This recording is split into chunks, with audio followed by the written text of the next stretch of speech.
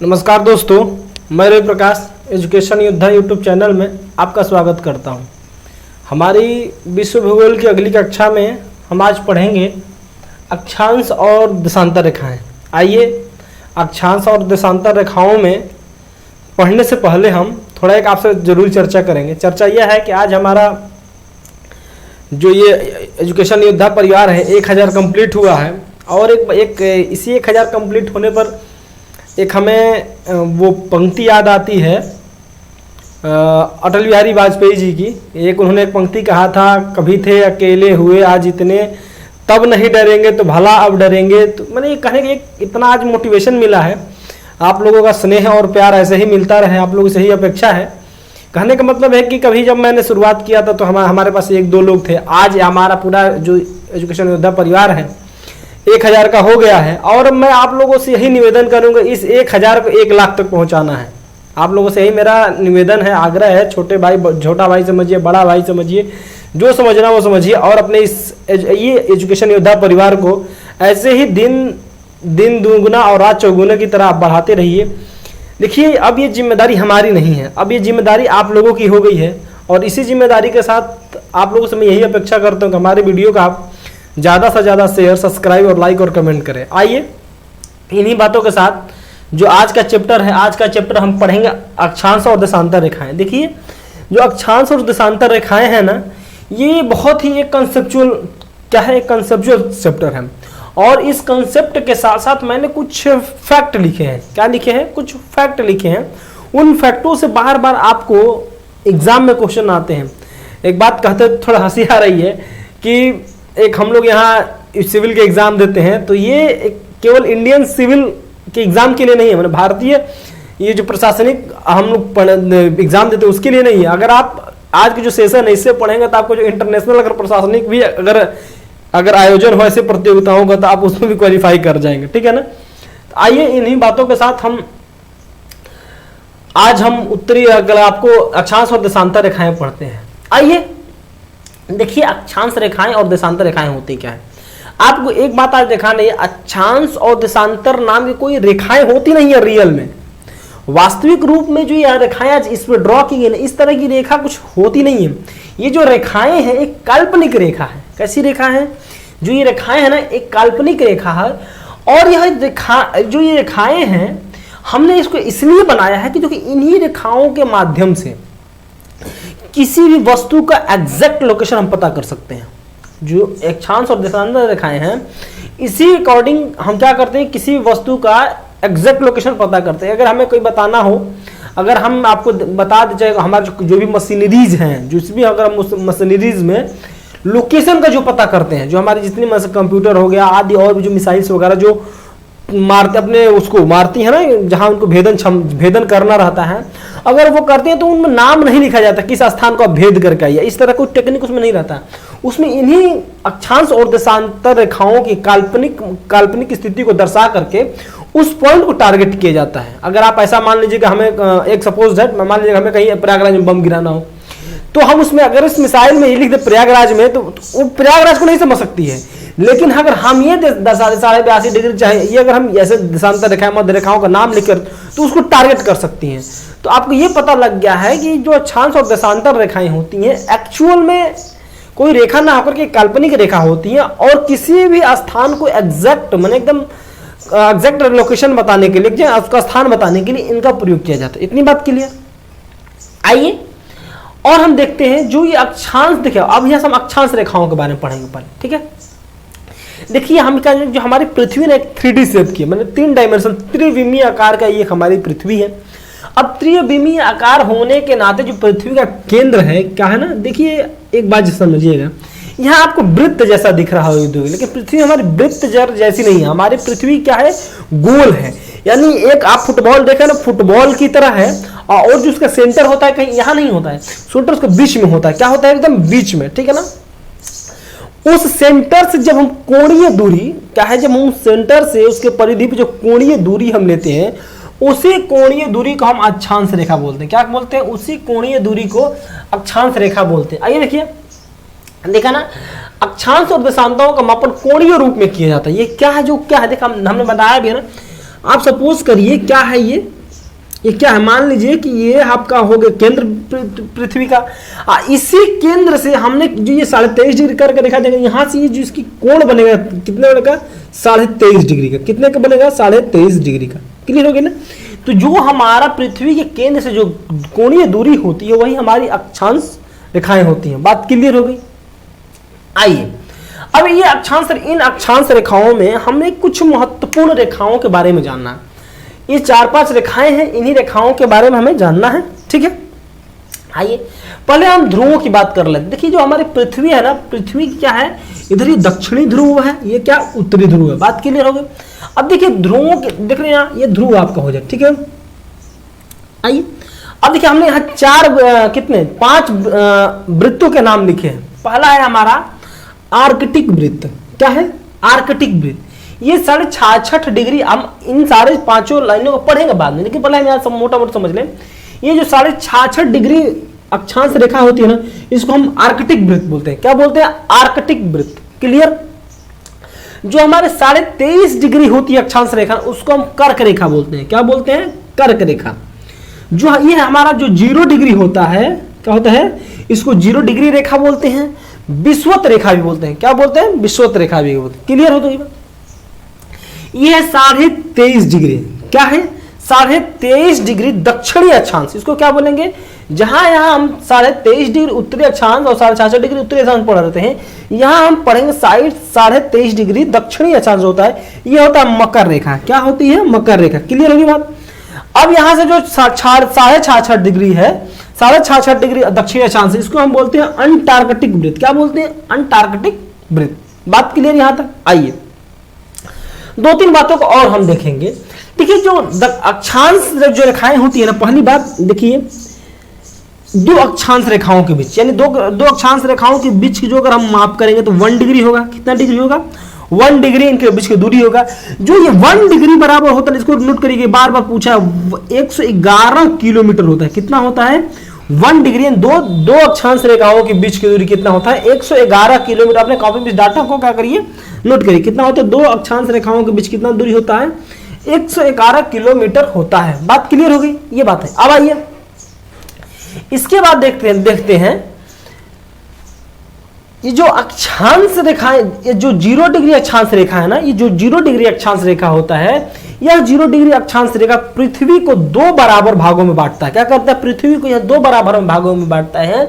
0 degree अक्षांश रेखा के उत्तर में हम उत्तरी अक्षांश बोलते हैं, और 0 डिग्री दक्षिण में इसको हम क्या दक्षिणी अक्षांश बोलते हैं। क्लियर बात हो गई।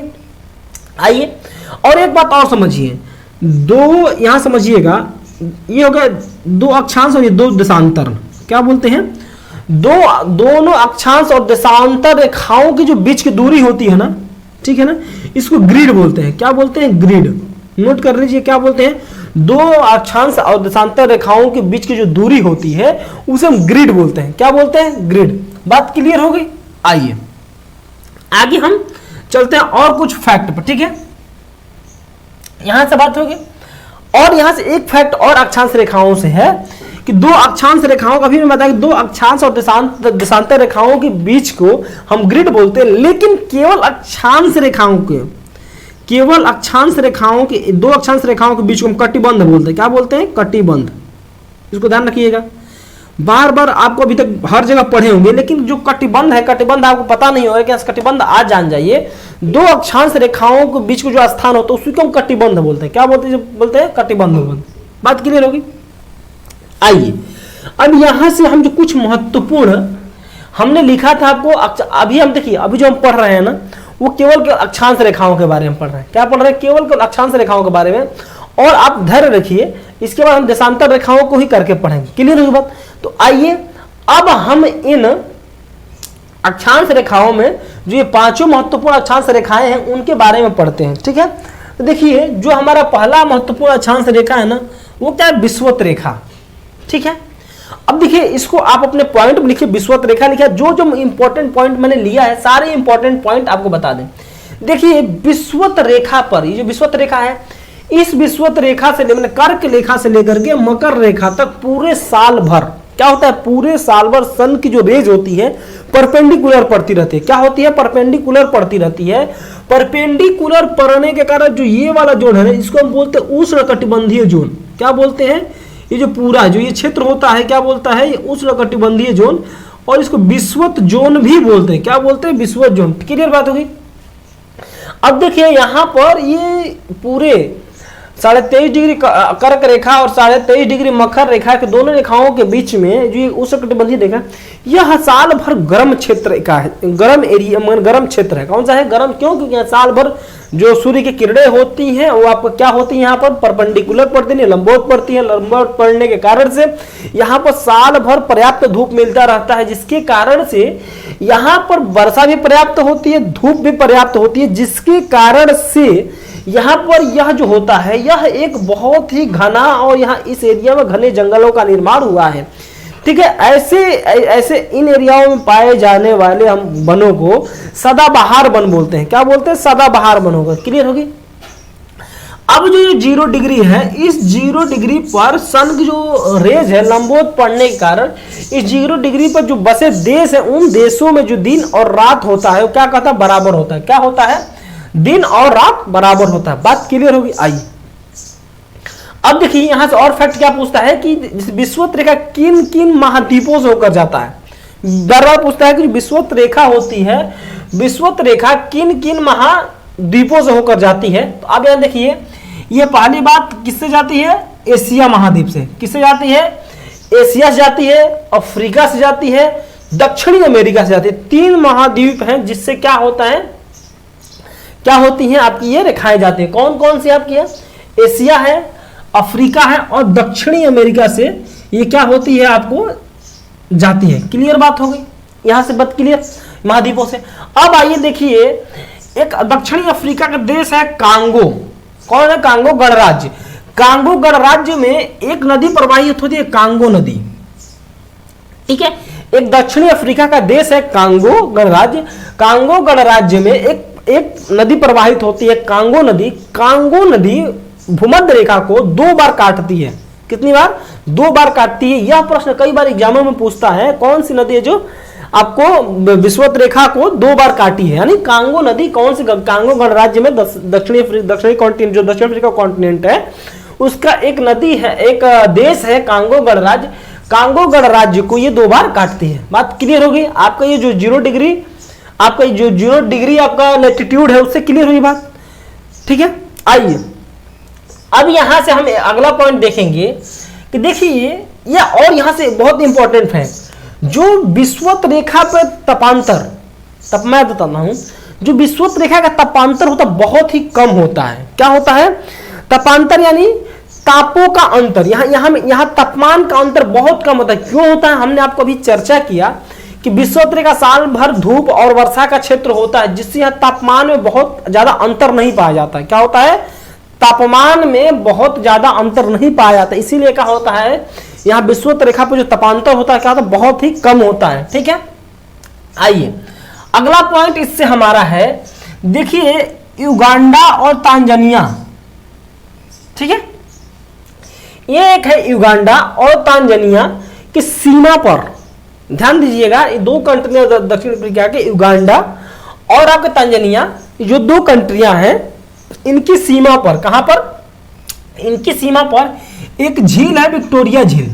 कौन सी झील है, एक है विक्टोरिया झील। इसी विक्टोरिया झील से हमारी विषुवत रेखा जाती है। बार बार पूछा ये क्वेश्चन, तो बहुत बार बार पूछा है कि कौन सी झील से हमारी विषुवत रेखा जाती है। तो ये आपका तांजानिया, और जो तांजानिया है और युगांडा है, उसकी सीमा पर एक झील है जिसका नाम है विक्टोरिया झील। ये विक्टोरिया झील आप उसी से होकर क्या जाती है, गुजरती है। क्लियर बात हो गई यहां तक। आइए इसके बाद से दूसरा हमारा महत्वपूर्ण है कर्क रेखा। हमने बताया आपको कि 0 डिग्री के उत्तर में हमारा कौन सा उत्तरी अक्षांश है, क्या है उत्तरी अक्षांश, तो 23.5 डिग्री उत्तरी अक्षांश को क्या बोलते हैं, 23.5 डिग्री उत्तरी अक्षांश हम क्या बोलते हैं, कर्क रेखा बोलते हैं। क्या बोलते हैं, कर्क रेखा बोलते हैं। बात क्लियर होगी। अब इस कर्क रेखा से एशिया, ये जो कर्क रेखा होता है, एशिया, अमेरिका और अफ्रीका, क्या है, एशिया, अमेरिका और अफ्रीका, इससे क्या होती है, गुजरती है। क्लियर बात? मैंने क्या है, जो ये कर्क रेखा है, इस कर्क रेखा से तीन आपका महाद्वीप गुजरते हैं। कौन कौन से? एशिया, उत्तरी अमेरिका और अफ्रीका। बात क्लियर हो गई? आइए, और इसी कर्क रेखा में नोट करिएगा, हिंद महासागर, अटलांटिक महासागर, प्रशांत महासागर और ताइवान जल संधि। जो इधर आप देखेंगे यहाँ पे, तो जो ताइवान जल संधि है, चाइना के बगल में ताइवान जल संधि, और लाल सागर, क्या है? लाल सागर। बात समझ में? लाल सागर। और एक कंट्री है दक्षिणी अफ्रीका का, मिस्र। क्या है? मिस्र है। वो मिस्र के नासिर झील से, मिस्र में क्या है? एक नासिर झील है, ठीक है ना। इस मिस्र के नासिर झील से क्या होती है? हमारी कर्क रेखा गुजरती है। तो एक बार फिर ध्यान रखिए, ये पॉइंट नोट करिए अपने कॉपी में, कहां क्या से गुजरती है? कॉन्टिनेंटों में। किस किस कॉन्टिनेंट से? एशिया, अमेरिका, अफ्रीका कॉन्टिनेंट हो गया, ठीक है। और महासागरों में किससे किससे? हिंद महासागर, अटलांटिक महासागर, प्रशांत महासागर, 3 महासागर हो गए। फिर ताइवान जल संधि से गुजरती है, लाल सागर से गुजरती है, मिस्र में एक झील है ताइवान नासिर झील, नासिर झील से गुजरती है। बात क्लियर हो गई? आइए अगला पॉइंट, ये हमारा था किसके बारे में? कर्क रेखा के बारे में। क्या हो गई? कर्क रेखा के बारे में, ठीक है। और यह भारत के परिप्रेक्ष्य में जो है, क्या है? भारत के परिप्रेक्ष्य में, भारत के परिप्रेक्ष्य जो कर्क रेखा है, भारत को हाफ पार्ट में डिवाइड करती है। यानी क्या? ठीक है, जो कर्क रेखा का दक्षिण का भाग, जो दक्षिणी भारत बोलते हैं, जो कर्क रेखा का उत्तर का भाग होता है, ऊपर का भाग होता है, हम उसे उत्तरी भारत बोलते हैं, ठीक है ना। अब जो है कर्क रेखा से भारत के गुजरने वाले 8 राज्य हैं। कौन कौन से? कर्क रेखा से भारत के गुजरने वाले 8 राज्य हैं। ये बात मैं आपको यहां नहीं बताऊंगा। कारण क्या है कि आप जाकर हमारा जो इंडियन ज्योग्राफी का वीडियो है, इंडियन ज्योग्राफी के वीडियो में जब आप जाएंगे तो मैंने ये बात बताई है। पहला जो हमारा चैप्टर है भारत की अवस्थिति और विस्तार में, मैंने इसमें लिया है कि ये भारत के कौन कौन से 8 राज्य से होकर गुजरते हैं, ठीक है। तो आप जाकर एक बार उसको देखिएगा, मैप में ढूंढिएगा। तो देखिए क्या है ना, देखिए आपको अभी एक और हम बात बता दें। देखिए ज्योग्राफी जो पढ़ने का सबसे अच्छा तरीका है ना कि जो टीचर पढ़ाता है ना, तो उसके साथ आप क्या मैप रखिए। क्या रखिए? मैप रखिए। मैप में कुछ चीजें स्वयं आप अपने आप को ढूंढिए।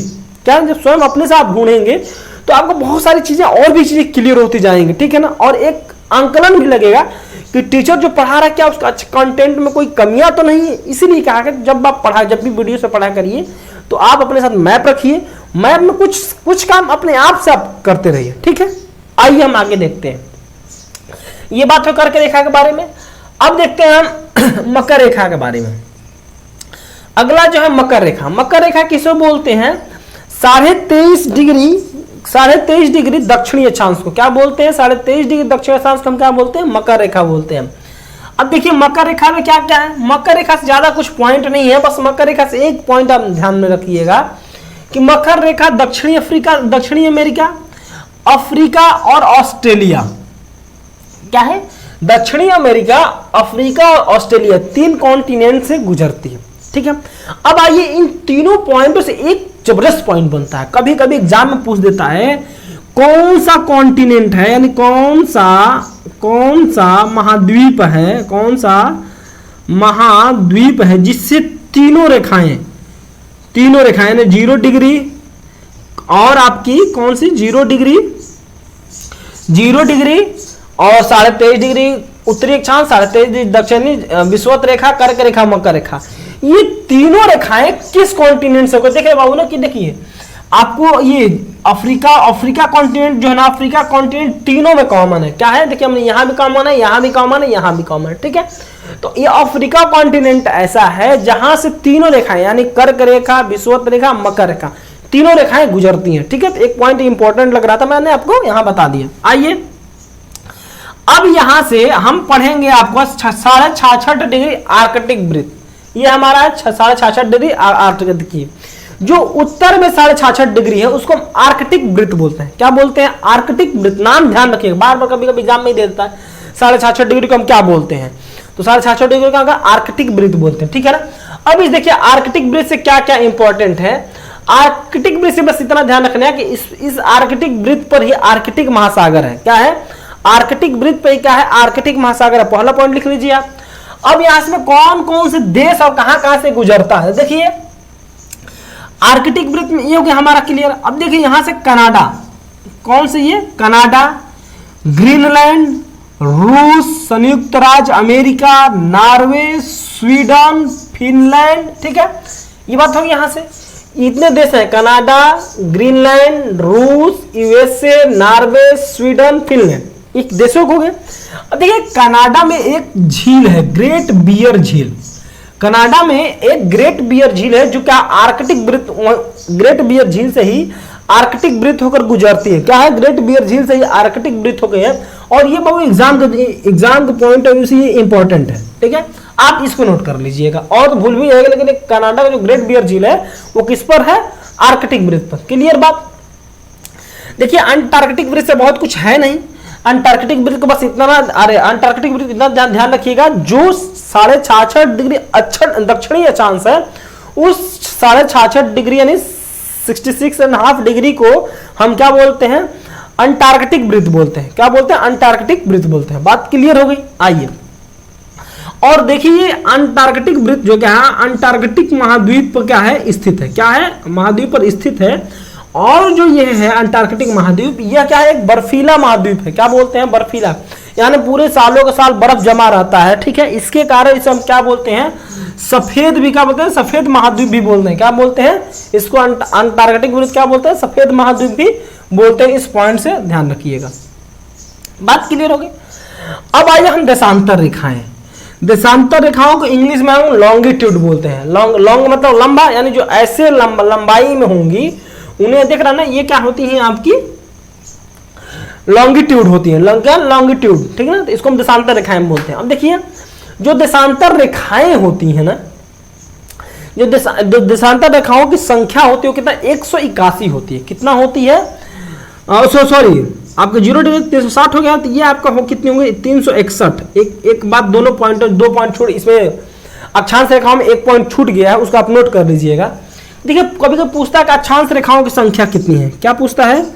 अक्षांश रेखाओं की संख्या कभी कभी पूछ देता है, अक्षांश रेखाओं की संख्या।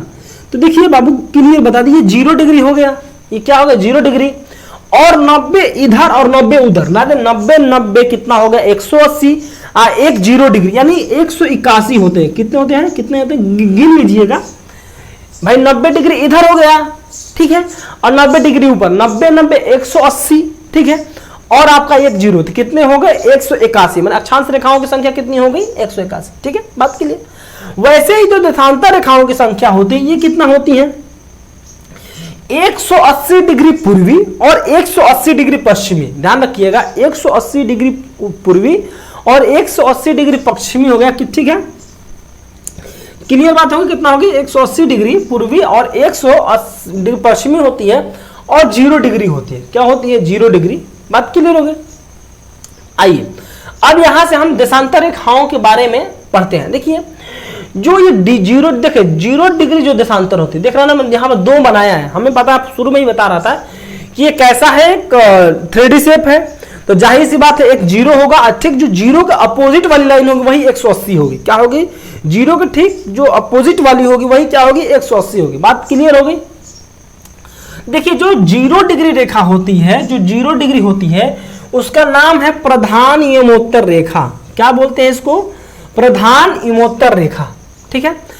इसी प्रधान यमोत्तर रेखा से अंतरराष्ट्रीय मानक समय रेखा, इसी प्रधान रेखा को क्या माना गया है? अंतरराष्ट्रीय प्रधान रेखा, मानक समय रेखा, सॉरी, अंतरराष्ट्रीय मानक समय रेखा। अब ये कहेंगे अंतरराष्ट्रीय मानक समय क्या है? देखिए विश्व में बहुत सारे देश हैं, तो बहुत सारे देशों का एक समय हो, उसके लिए क्या माना गया है? इसी को जो हमारा 0 डिग्री है, इसी को क्या माना गया है? प्रधान मानक समय रेखा माना गया है, ठीक है। जो ये प्रधान मानक समय रेखा है, जो अंतरराष्ट्रीय समय रेखा है, ये क्या है? इंग्लैंड के ग्रीनविच वेधशाला, क्या बोलते हैं? इंग्लैंड के ग्रीनविच वेधशाला से होकर गुजरती है, इसीलिए जो ग्रीनविच रेखा भी बोलते हैं। क्या बोलते हैं? ग्रीनविच रेखा भी बोलते हैं। बात क्लियर हो गई यहां से? आइए अगला पॉइंट हम आपको और बता दें इन देशांतर रेखाओं से। देखिए क्या है कि आपको यहां से फिगर में दिख रहा होगा, ये जो देशांतर रेखा ध्रुवों में बड़ी पास पास है, देख रही है, ध्रुवों पास पास है, और यहाँ विषुवत रेखा पर दूर दूर, तो यहाँ से एक पॉइंट बनता है, कभी कभी एग्जाम में पूछ देता है कि दो देशांतर रेखाओं के बीच में सबसे ज्यादा दूरी कहाँ होती है और दो देशांतर रेखाओं के बीच में सबसे कम दूरी कहाँ होती है। तो मैं आपको बता दूं बाबू कि दो देशांतर रेखाओं के बीच में जो विषुवत रेखा होते हैं, विषुवत रेखा पर सबसे ज्यादा दूरी, और इस दूरी कितना होता है 111 किलोमीटर। कितना होता है 111 किलोमीटर। और सबसे जो कम दूरी होती है ध्रुवों पर होती है। कहां होती है? ध्रुवों पर होती है। बात क्लियर होगी? यहां से अगला ये पॉइंट क्लियर हो गई। आइए एक बात और हमारा हो गया, ये आपकी बात। और आपको बता दें कि जो हमारा ये 0 डिग्री है ना, 0 डिग्री प्रधान यमोत्तर रेखा है, 0 डिग्री प्रधान यमोत्तर रेखा का पूर्व में हम क्या बोलते हैं? पूर्वी गोलार्ध बोलते हैं। क्या बोलते हैं? पूर्वी गोलार्ध बोलते हैं। 0 डिग्री प्रधान यमोत्तर रेखा के पश्चिम हम पश्चिमी गोलार्ध बोलते हैं। क्या बोलते हैं? पश्चिमी गोलार्ध बोलते हैं। बात क्लियर यहां से? आइए अब नेक्स्ट पॉइंट, जो अभी हमने बताया कि जो 0 डिग्री है ये प्रधान यमोत्तर रेखा है, जिसको अंतरराष्ट्रीय मानक समय रेखा माना गया है। अंतरराष्ट्रीय मानक समय रेखा से जो भारत की मानक समय रेखा, मैंने बताया था जब इंडियन ज्योग्राफी में पढ़ रहा था, तो भारत की जो मानक समय रेखा है 82.5 डिग्री है। कौन सी है? 82.5 डिग्री है। तो उस 82.5 डिग्री से और ग्रीनविच की 0 डिग्री के बीच में 5.5 घंटे का, कितने घंटे का? 5.5 घंटे का, 5.5 आवर, कितने होते हैं? 5.5 आवर का क्या डिफरेंस होता है ना, अंतर होता है। बात क्लियर? एक एक पॉइंट मैं बताता जा रहा हूं, ठीक है ना। ये बात हो गई आपकी किससे? देशांतर रेखाओं से। अब आइए देशांतर रेखाओं से और कुछ इंपॉर्टेंट प्रश्न क्या है। देखिए हमने आपको बताया है क्या कि इन देशों में क्या है जो हमारा निर्धारण करता है, जो प्रधान यमोत्तर रेखा है, क्या है ये? आपका जो भारतीय मानक समय, सॉरी अंतरराष्ट्रीय मानक समय रेखा है। तो इसी 0 डिग्री के ठीक अपोजिट में क्या है? 0 डिग्री के ठीक अपोजिट में कौन सा पड़ेगा? 180 डिग्री पड़ेगी। क्या पड़ेगी? 180 डिग्री। क्या कौन सा पड़ेगी? 180 डिग्री देशांतर रेखा पड़ेगी। कौन सी? 180 डिग्री देशांतर रेखा पड़ेगी। ठीक है, जो ये बाबू 180 डिग्री देशांतर रेखा है ना, इसको बोलते हैं अंतरराष्ट्रीय तिथि रेखा। क्या बोलते हैं? ये बार बहुत कंफ्यूजन बुक करता है बहुत लोग कभी कभी एग्जाम में। अब जो एग्जाम का ट्रेंड बदला है, ये जो मानक समय रेखा ना पूछ करके तिथि रेखा दे देता है। हम क्या थे एग्जाम में इतने तेजी में रहते हैं कि क्वेश्चन पढ़ते नहीं है कि तुरंत 0 डिग्री ग्रीनविच में टिक करके आगे बढ़ जाता है, और यही हमारा पहला ऑप्शन भी होता है। तो इसलिए हम यहाँ बचना है, एकदम जो क्वेश्चन को पढ़ना कंप्लीट पढ़ना है। तो जो हमारा बाबू ये है ना 180 डिग्री, क्या है? 180 डिग्री जो हमारा देशांतर रेखा है, यह क्या होता है? अंतरराष्ट्रीय तिथि रेखा। क्या होती है ये? अंतरराष्ट्रीय तिथि रेखा। बात क्लियर हो गई? अब देखिए क्या है कि कुछ देशों का, कुछ ऐसे देश हैं जिनका देशांतरीय विस्तार बहुत ज्यादा है, जैसे रसिया हो गया, कनाडा हो गया, यूएसए हो गया। तो इनका देशांतरीय विस्तार कम है, तो देशांतरीय विस्तार ज्यादा है। तो देशांतरीय विस्तार ज्यादा होने के कारण से यहां पर एक से अधिक मानक समय रेखा को लिया गया। क्या है? एक से अधिक मानक समय को लिया गया है। तो आइए देखते हैं किन किन देशों में एक से अधिक मानक समय रेखा है, उसको हम देख लेते हैं। देखिए हमारा है पहला रूस। देखो क्या है पहला हमारा, यहाँ के रूस है, फ्रांस है, यूएसए है, ऑस्ट्रेलिया है। ये 4 कंट्रियां ऐसी हैं जहां पर क्या है? एक से अधिक मानक समय रेखा है। क्या है? एक से अधिक मानक समय रेखा है। बात क्लियर होगी? अब देखिए इसी कारण से इन्हीं देशों का आधार बनाकर जो भारत के पूर्वोत्तर राज्य है ना, क्या है? भारत के पूर्वोत्तर राज्य हैं, वो भी भारत में भी एक से अधिक माने अपने यहाँ अलग अलग मानक समय रेखा का मांग कर रहे हैं। ठीक है, तो अभी हम आगे बताएंगे कि इसका फायदा क्या है भारत मानक समय रेखा का। ठीक है, तो इस तरह से बाबू जो आज का हमारा यह सेशन था अक्षांश रेखा एवं देशांतर रेखा है, इनका क्या हुआ, एक आज हमारा ये कंप्लीट हुआ। ठीक है, देखिए ये कंसेप्ट के साथ साथ मैंने आप लोगों को कुछ फैक्ट भी दिया है। जो फैक्ट जो झील वगैरह जो फैक्ट थे ना, कांगो वाला जो फैक्ट है, इसको आप भूलिएगा नहीं। मैं बार बार रिक्वेस्ट आपसे यही करता हूं, सिलेक्शन कहां दिलाएगा, कौन प्रश्न दिलाएगा, यही मैं बात बताता हूं आपको। देखिए एक बात ध्यान में रखिएगा कि कितना पढ़ना ये जरूरी नहीं है, क्या पढ़ना है ये जरूरी है, और सबसे ज्यादा और जरूरी क्या हमें नहीं पढ़ना है। बार बार मैं कहता हूं, देखिए हमें विद्वान नहीं बनना। मैं जो शुरू का जब पहला वीडियो बताया ना कि हम विद्वान बनाने पहली बात आए नहीं है। हम क्या है कि हमें अगर हम एग्जाम करेक्ट करें तो हम विद्वान हैं, अगर एग्जाम ही हम करेक्ट करें तो हम विद्वान हो गए। इतना ध्यान रखिएगा। आज के प्रेजेंट में क्या है कि जो आदमी सिलेक्शन पा जाता है वही विद्वान है। तो इसी कारण से जो एकदम इंपॉर्टेंट लगता है कि यही यहाँ से प्रश्न बन सकते हैं, तो ऐसे ही प्रश्नों का हमने लिया है और ऐसे ही आपको कुछ फैक्ट्स दिए हैं। ठीक है, चलिए तो इन्हीं बातों के साथ जो आज का हमारा यह सेशन था यही हम इसको समाप्त करते हैं। और आप लोगों को फिर से बहुत बहुत धन्यवाद। और ऐसे ही हमारे वीडियो को ज़्यादा से ज़्यादा लाइक, सब्सक्राइब, शेयर, कमेंट करते रहें। Thank you so much.